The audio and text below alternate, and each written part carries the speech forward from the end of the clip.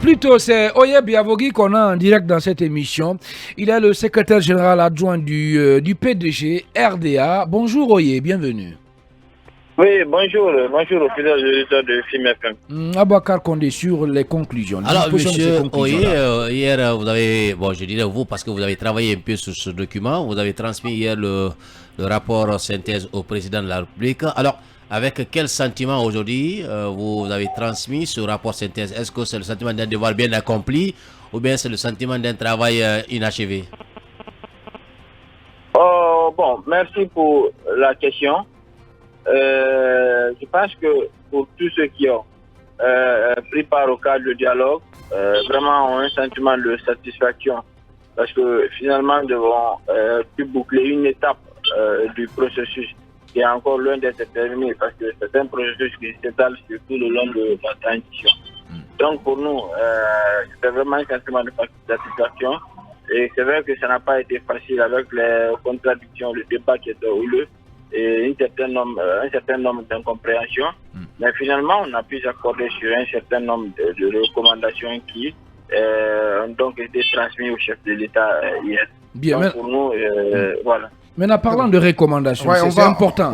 D'abord, premièrement, sur la limitation du pouvoir, en tout cas du président de la République, sur l'instauration du débat télévisé, et désormais, en tout cas lors du premier et du second tour de la présidentielle entre les candidats favoris, également sur, disons, l'âge minimum, la limitation de l'âge minimum, en tout cas pour être candidat à la présidentielle, à 30 ans, et je crois 80 ans pour l'âge limite.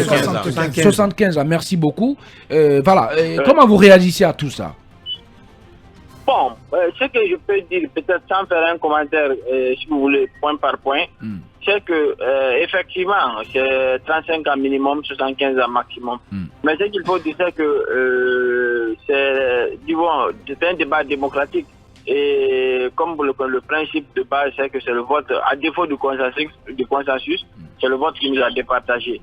Il y a des entités qui étaient opposées aux 35 ans, il y en a qui étaient pour 30 ans, et il y en a même qui étaient pour qu'on déplafonne au lieu de limiter une tranche d'âge. Et après, toutes les argumentations, ça a été soumis au vote et la majorité a remporté.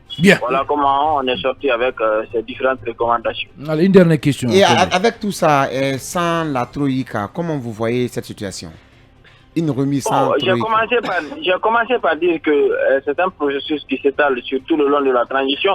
Hier même, le Premier ministre dans son discours, la porte-parole des facilitatrices dans son discours a réitéré que le cadre de dialogue reste ouvert et qu'il n'y aura vraiment pas d'objection à une éventuelle retour du trio pour qu'ensemble on puisse continuer. Merci. Parce qu'il y aura le comité de suivi. Et évidemment, ça reste ouvert à toutes les entités, en tout cas qui ont pris part et aussi qui n'ont pas vraiment pris part au cadre de dialogue. Allez, merci beaucoup Oye Biavogi d'avoir répondu à nos questions. Je rappelle que vous êtes le secrétaire général adjoint donc, du PDG RDA.